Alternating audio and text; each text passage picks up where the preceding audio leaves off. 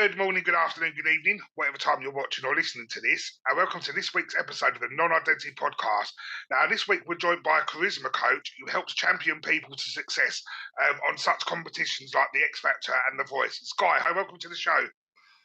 Pleasure's all mine. Thank you, Lee, for having me. Before we get into your business and what you do, can you just explain to people who you are and where you grew up?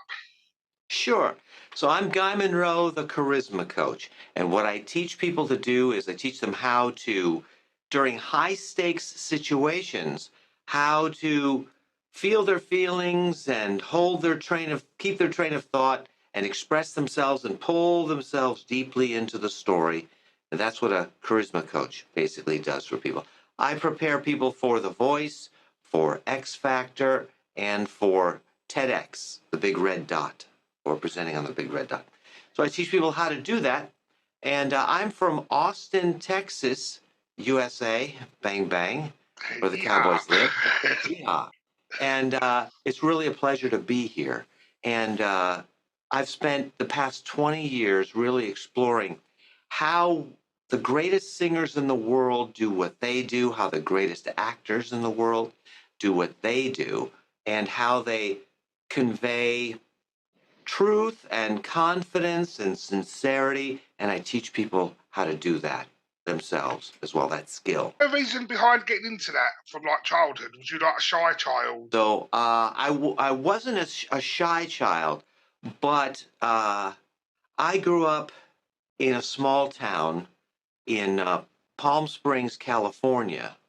And I became like a little celebrity in my town. I became very confident. I learned how to sing in high school, and I got into acting, and I won all the trophies. And then I went into college, and then I got the lead roles, any roles that I wanted. I would get those roles. And then I went to Los Angeles. I moved to Hollywood, and I developed a horrible case of stage fright. And the reason that I did was because you have to understand a lot of actors they spend years learning a skill. And the skill that they learn is actually under high pressure with a gun to their head, how to play like a child. So how to feel their feelings and feel their emotions and choose which emotions they're going to feel and choose how they're going to behave under high pressure, high stakes situations, like a camera in their face. So they spend years developing this skill of how to inspire themselves.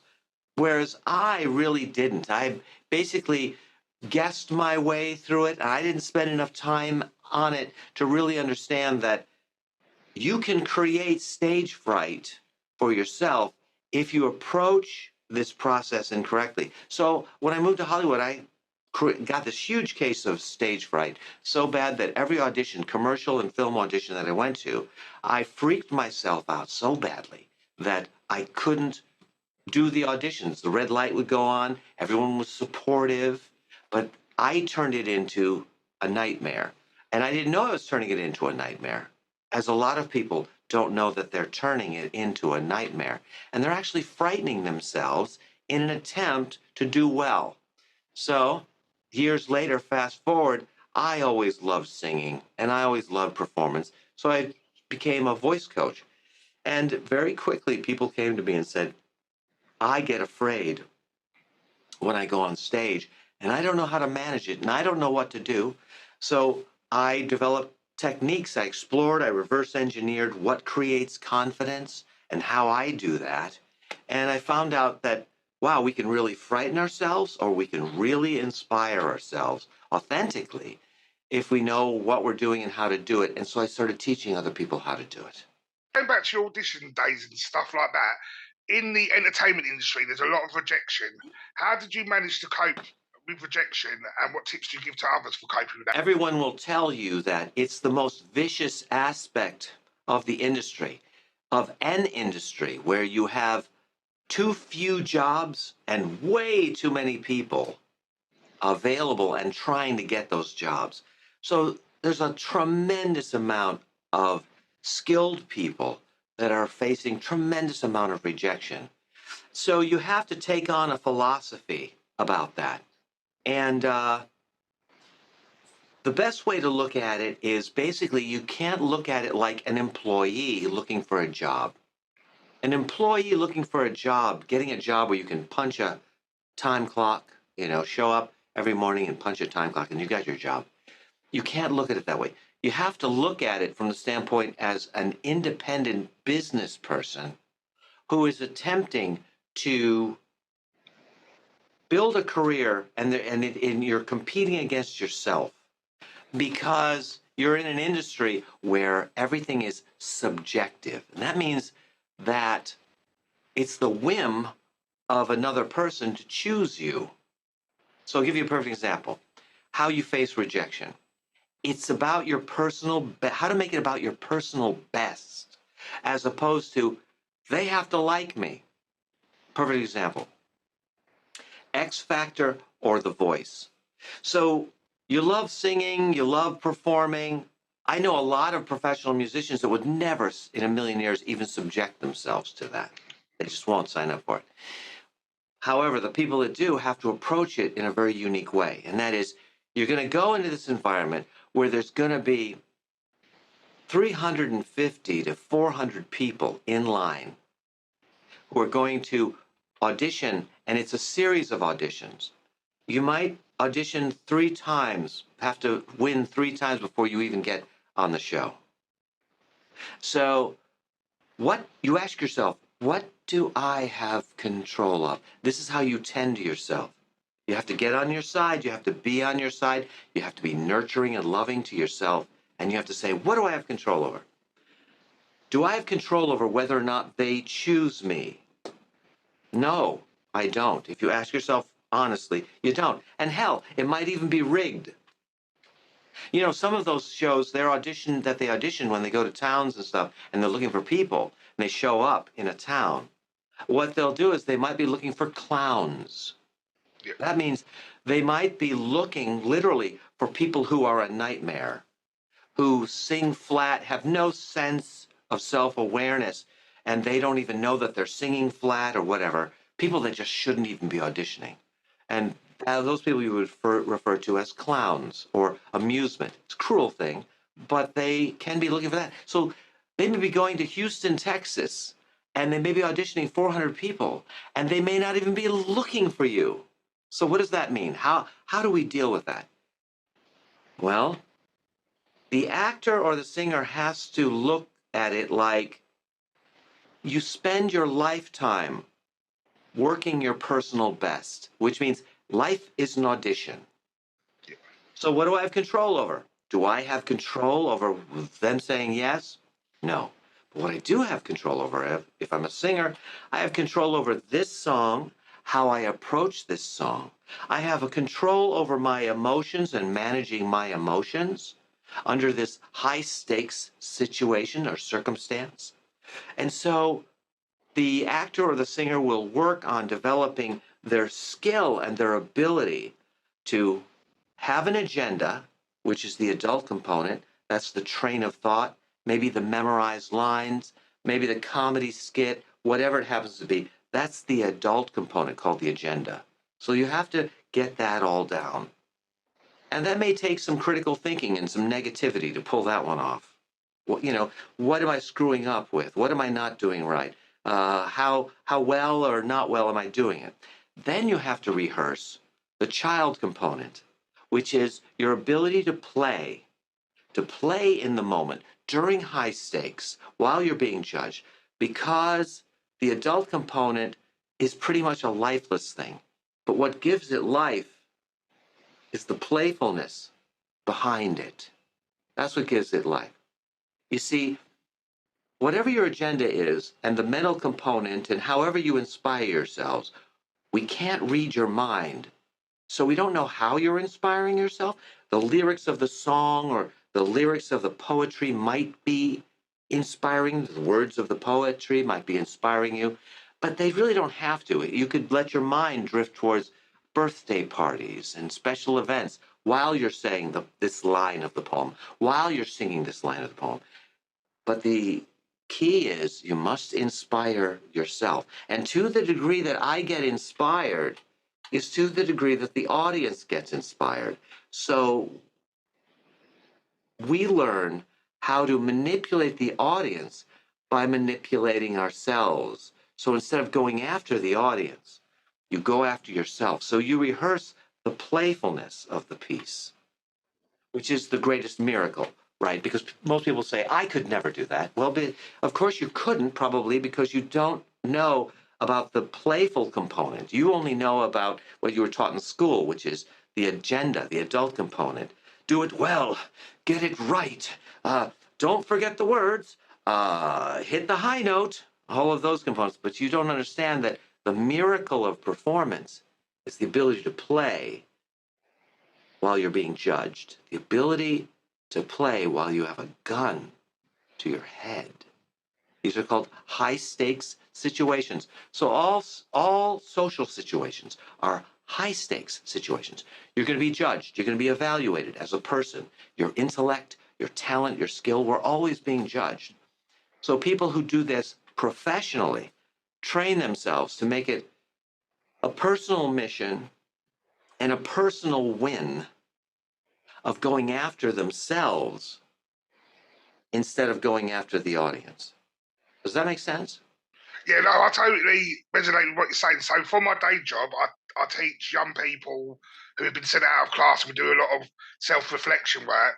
And a lot of the work I do is discussion-based and it's PowerPoints. So you're playing to that audience every day. So, but I'm doing that 5 days a week, but I'm doing that to a different audience. So I'm adapting to the audience with me, but based on what they are thinking of myself. So, like you said, in a way, I could do a session and then realise I didn't do too well at that point. I didn't do too well at that point. So the next day, I get the chance to redo because it's a different crowd.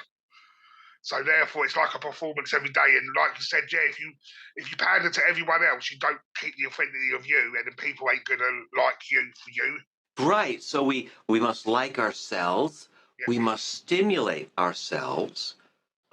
Actors, for example, great singers, for example, conscious or not, what they've learned to do is they use their mind to think about thoughts that inspire, motivate, and propel. They use their eyes to look around the room, to seek out objects, shapes, colors, people that inspire, motivate, and propel. They use facial gestures and they track movements by putting their awareness into their hand while they're talking to you. So it has truth to it. It has life in it. So if I'm talking to you and splitting my awareness in half and half it's in the hand, you can tell that I'm utilizing this hand because I'm tracking where the hand is going, like an amusement tool. We play with our voice, raise, lower pitch, speed up, slow down, add resonance to the voice to amuse and inspire ourselves. We use movement. We play with intensity, increase the intensity, lower the intensity. So if you're an 8 on the intensity scale, you need to know that. So you can check in and say, hey, where's my intensity at right now? I'm a little withholding. I'm a little bit shy. Well, where are you at? I'm really at a 6.5. Okay, so we got to add hot sauce or intensity with gestures and investment, whatever it happens to be, to pull me into an 8 so I can feel at home in my own skin. So this is the kind of awareness that we have. I know it sounds kind of narcissistic. However, it's not designed to shut out the audience. It's designed to pull us in so richly and deeply into our moments that we can incorporate what's going on around us and include it, not be distracted by it. We're so deeply into this moment that we can pull in the exterior as well and utilize it. Going back to auditions as well, how much do you think that people needing to stand out is very important? Because I auditioned for a TV show when I was 15, and my bit of advice I got given was to read the ingredients of a cereal box, but in the style of a newsreader, because that would be different to everyone else. I did that and I got the main part. So I appeared in a TV show. Part of that, I believe, was because I used something unique that they hadn't seen before. Sure. So they're looking for all sorts of things. Again, you don't know what they are. Yeah. right? So, for example, they may have auditioned hundreds of kids, and all the kids were posh, and you weren't. Yeah. All the kids tried to be like something, but you were like a kid in your part of town. So when they filmed that, they went, that's true. He's a real kid. So let's go with him. He's, of all the kids we've seen, he strikes us as the most natural and true. But a trained performer would know that. A trained Right. performer would shoot for an accent, a regional informality in their speaking style, which really resonated with a percentage of the population. And when people are often creating commercials, they're going to run those commercials in a particular area. So, guess who they want to see? They want to see a reflection of their own community in that breakfast cereal commercial. So, that can explain why they would choose you over someone else. But the question is, so how do you make it, how do you be the truest version of you? That's practice, because, and you want to, because the reason that that's very important is you got that commercial, but it may have been lightning in a bottle. You know, that day you were in a great place, and that week you were in a great place, and you may have been called back a second time, and you did it again. You were in a great place, right? When it's not a skill, they could call you back in 2 months, and then you're not in a great place. What happened to that kid? He's gone. Then of course they wouldn't use you because you can't create that kid on demand. So it's your ability to create a feeling, a mood, a tone in demand on demand. So what you should do is research and know what you're shooting for. Know what is really going on to whatever degree you can, and then put your best foot forward with that. It doesn't hurt if you have inside information, like you know that this commercial is going to be run outside of London, and you know where it's going to be run outside of London, and you know how people talk in that part outside of London, and you intentionally, every time you read like that. You're going to have a great advantage over a kid who just thinks, I just want to be the best kid I can be, so I'll be posh, and that's not what they're looking for, but they're not going to tell you. Moving on to what you're doing now. So, you're, as you said earlier, you're helping support people through singing coaching and acting coaching and stuff. Can anyone sing? Because I know that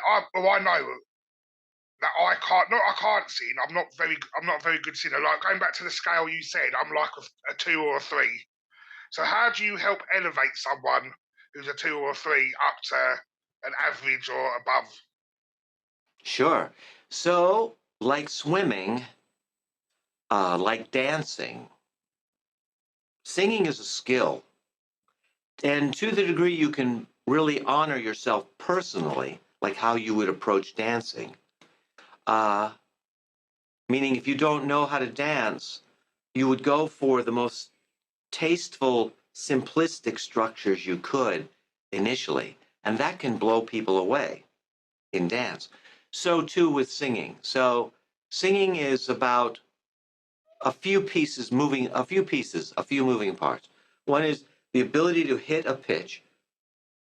And the first thing you need to know in order to hit a pitch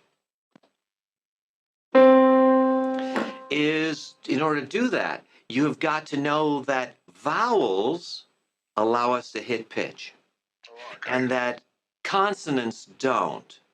So the difference between you and a piano or a guitar is they don't have to do words. You have to do words. So that's an added complication. So if I take one person who knows nothing and they just try and sing a song, they don't know how to locate pitch. They don't know that vowels are the vehicle of pitch. They're going to have a hard time sounding beautiful. And beauty is expected.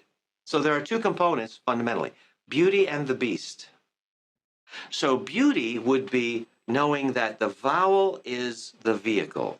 So we know vowels as A, E, I, O, U, but there's actually like 20. There's sounds like Y-O-O for you, like universe, university, Y-O-O, and so on. And I, as in kiss, miss, this, and as in turn, burn, yearn, and so on. So every word, thank heavens, has a beautiful element in it. If you have to sing turn, that means that the T you can't sing. T, t, t. But the average person doesn't know that. So they will just plow through words, and when they get to singing turn, they'll go t instead of t, earn. So now that you know that, you can break down an entire song. What are the vowel sounds in the song? And then make sure that you're running to every vowel sound, because at that moment you're making a note. So that's beauty. So beauty is pitch, and to be on pitch is to sing a vowel. Okay, so that's beauty. Now we have the beast. The beast is truth, because it must sound truthful. And so what do I mean by that? Well, when we are emotional and we speak, we direct the sound from a muscle origin into the sign, up into the sinus. So it goes, hits the vocal cords vibrate, and then it goes into the maxillary sinuses and the hollow spaces in your face, just like the hollow spaces of a guitar. Oh, yeah. Hello, hello, hello. We amplify with an echo chamber. You have one in your face. So if I was going to teach someone to sing like Johnny Cash, they would have to be taught the sounds of truth.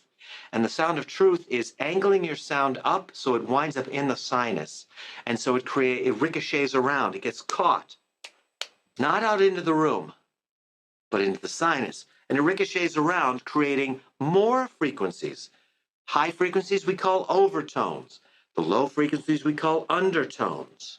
And we have to create those. So that's the sound of passion and truth. Why? Because when I'm upset, I tighten my muscles in my body. Tighten them. And it goes here. So practice your song when you sing it on an M. That vibration you'll feel in your lips, behind your nose.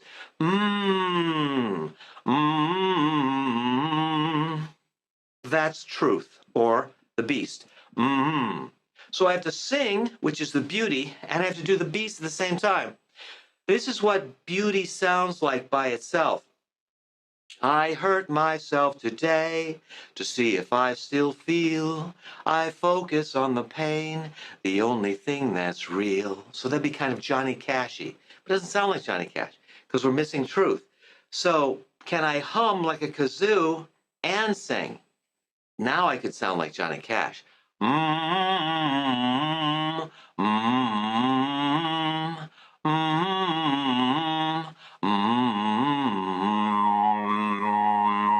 Kind of like a Tibetan monk going, Om.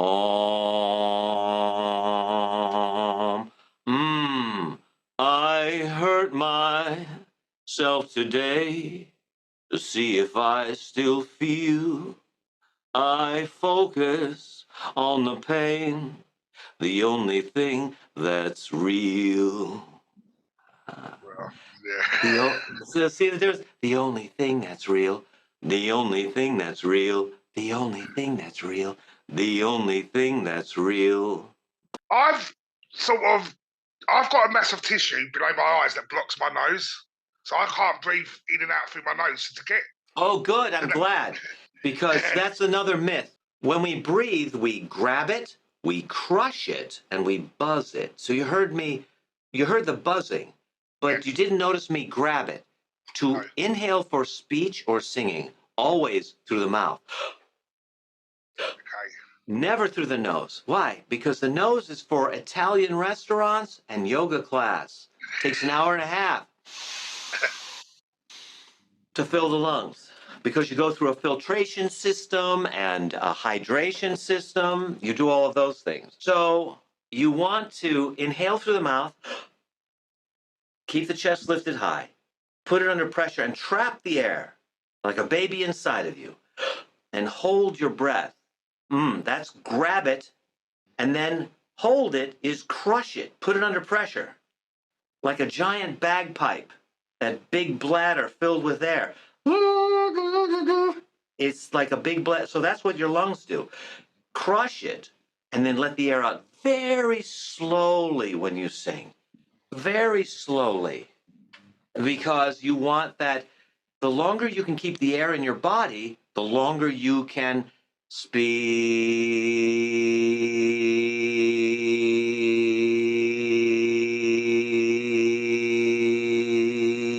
If like the singing, so you can hone in the skill, but how much important also stage presence? Because like you're a charisma coach, so obviously you touch on every box. So you can have an amazing voice, but if you're not present on stage, could that hinder your performance and what people think of you?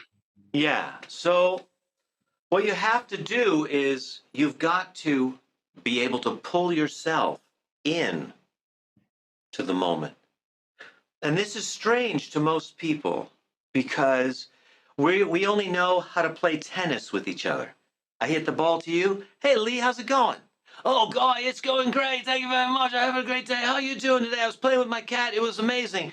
Really? Tell me more about your cat. So I hit the ball to you. You hit it back to me. I hit it back to you. You hit it back to me. You see how we're used to this, tennis. But the stage, there's no one hitting the ball back. It's like, it's a weird situation where you have this giant basket filled with tennis balls and you drop one and you hit it. It's never coming back. You have to pick up another one and drop it. You hit it. So it's a very weird scenario. It's unnatural. You are not my feedback loop. You're not going to hit it back. So where's my feedback loop? It's me. It has to be me.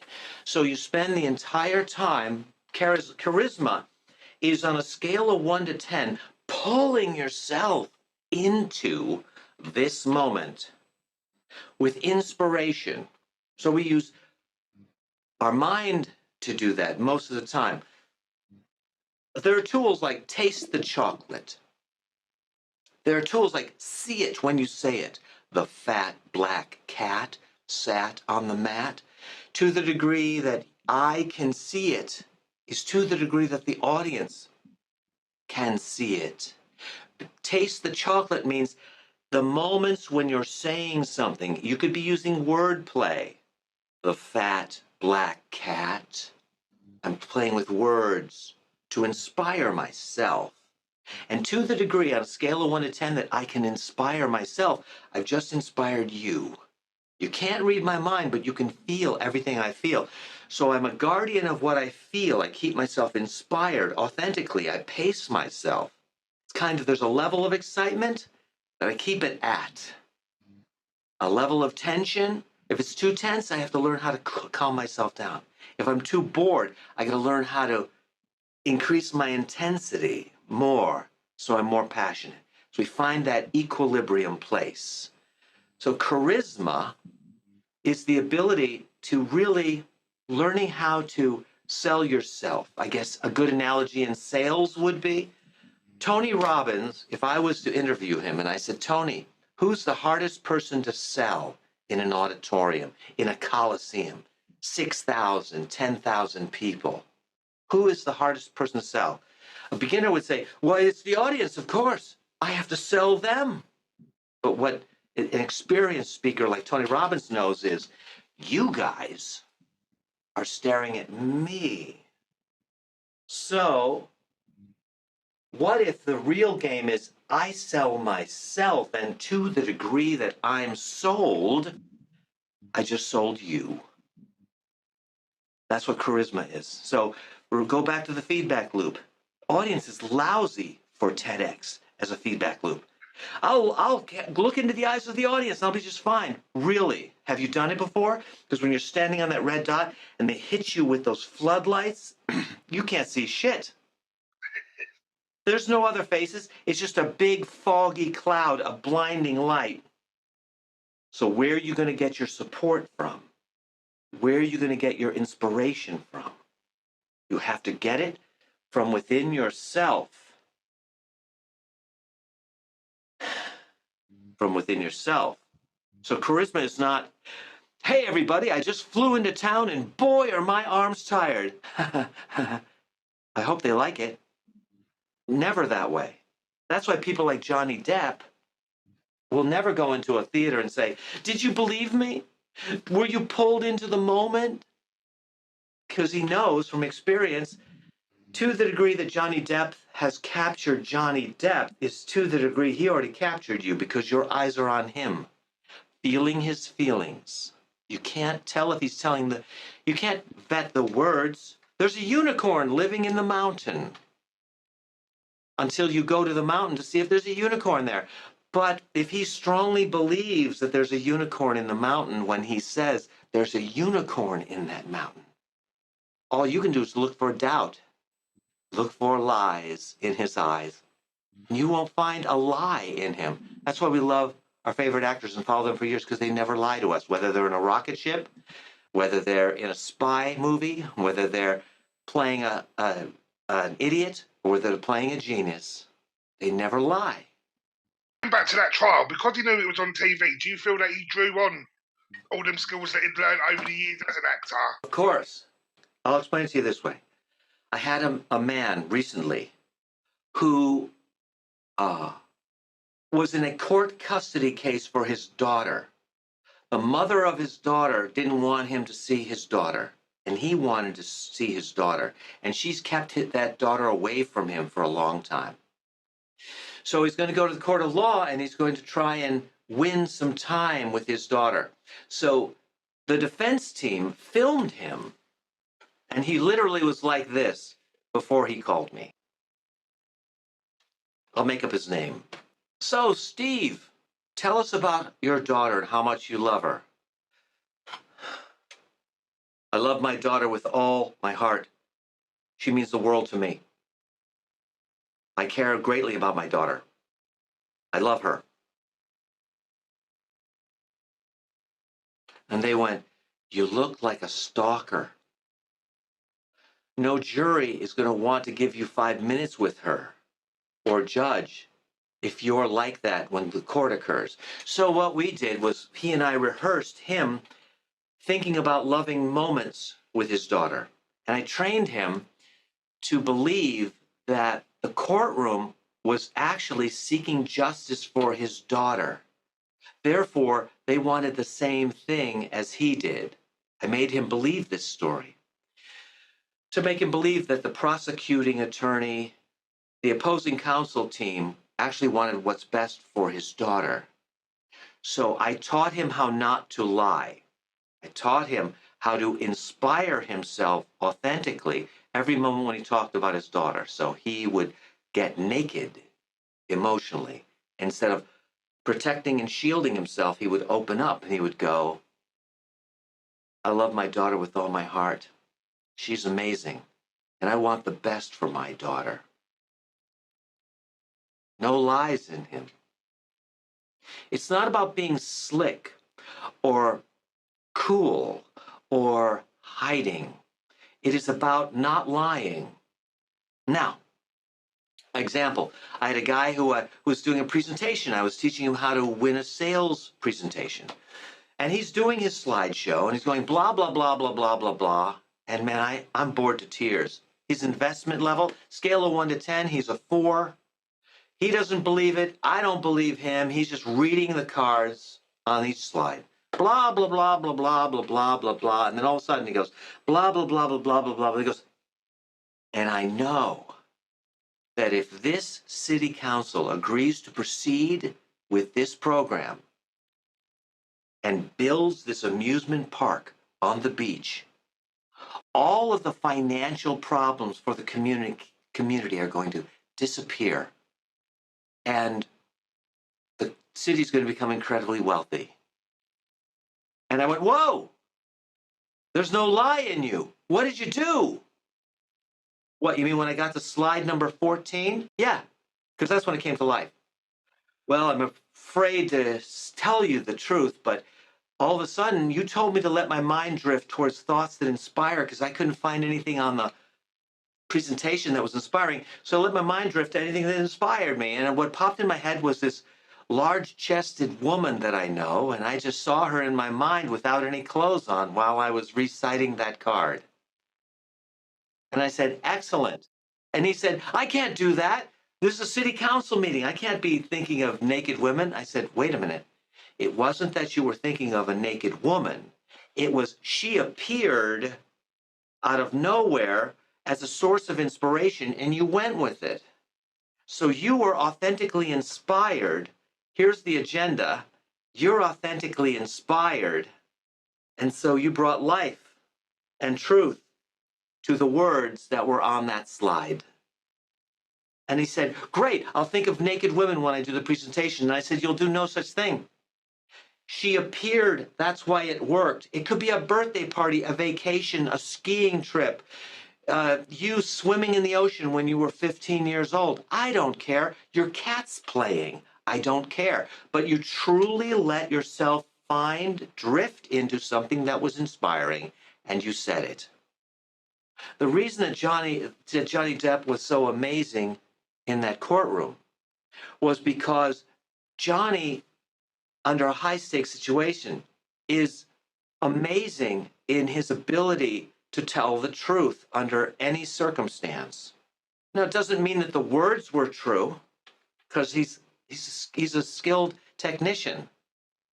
But if you look at his ex-wife, she blew it left, right, and center. She didn't have his skill because all she was doing was this. Defensive and acting strangely and acting weirdly. She didn't prepare for it at all in her hubris. Oh, believe me, he did. So that's the difference. So telling the truth. That's why people love Brad Pitt. They actually followed his career for 40 years. Why do they love Brad Pitt so much? Because he's never lied to you in 40 years. Ever. Whether he's a spaceman in a rocket to Mars, whether he's playing a spy, whether he's playing a stoner, he never has lied to you. See, lying to you is just trying to hide or deceive you. He's always exposed himself. Johnny Depp had an agenda to not lose this case. We could call it the train of thought. We could call it anything you want. 1, 2, 3, 4, 5, 6, 7, 8, 9, 10, and she lied. That's all scripted. But where his superpower is, of course, he trained for this, but that's not what sold people. What sold people was this, the innocence and the playfulness that was behind the agenda. So if you're a salesman doing a sales call, you don't lie to you don't lie or hide.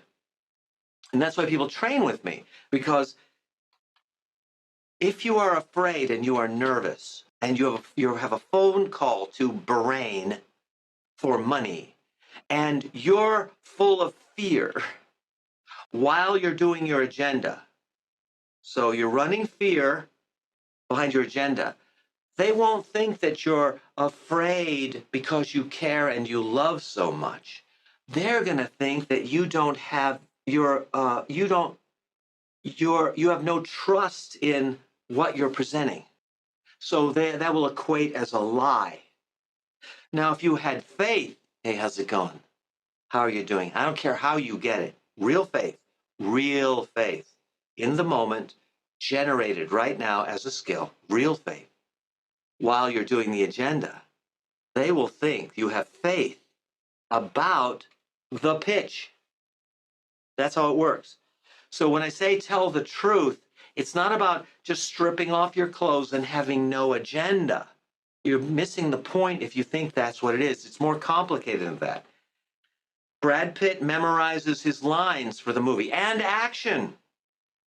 That's the agenda. But his superpower is the transparency and nudity that he uses as a skill while he's holding on to an agenda. It's pretty amazing thing. Think about it. This is the adult component, which goes wild for most people. But he's in a calm enough place where he can stay with his train of thought and He can feel the appropriate feelings that he needs to feel. He's choosing the feelings he wants to feel while he's doing the agenda. Now what I'm describing is pretty amazing, a pretty amazing thing when you think about it. You use social media to offer a lot of free service to people through Zoom and stuff like that. Why did you take that route, and what's the goal behind that? So it's basically, let's face it, people don't know who I am. So I've got to give away, if I have a chocolate factory, I need to give away my chocolate, right? So all of these, the freebies, if you go to guymonroe.com and you go to the singing section and you click on freebies, there's free songs that are easy to play, and all these tools with how to self-amuse yourself while you're singing these songs. Or if you go to the speaking mastery, click on that, click on those freebies. Again, there's the poems that you can practice so that you can, and the tools that you can download so you can learn how we frighten ourselves, how we inspire ourselves. And you consciously must inspire yourself to be successful in life. And that is charisma. And so we develop that as a skill. So I teach people how to do that. So I give all that stuff away because I want you guys to be effective. I want you to win. And the only way you're going to win is if you are charismatic, which means there's an innocence and a truth about you and an open-heartedness about you while you're sharing your agenda, whether it's a sales pitch or a poem or a song. It's all the same thing. What we'll do, we'll put the link to the description to your website in the description so people can get there quicker. Well, Guy, we're coming to the end, but this has been a fascinating conversation, and I only think we've scratched the surface, really. So we'd love for you to come back on any time you want. But I've got one last question, and this question I ask every guest. If you could be remembered for one word and one word only, what would it be and why? Optimism. Because optimism is the one, when I think of whenever I present to people, to be optimistic, it's the one thing that will generate faith and hope and a genuinely attractive next moment. You to look through a lens, a positive lens of optimism. So much for your time today. My great pleasure. Thank you for having me, Lee. You rock.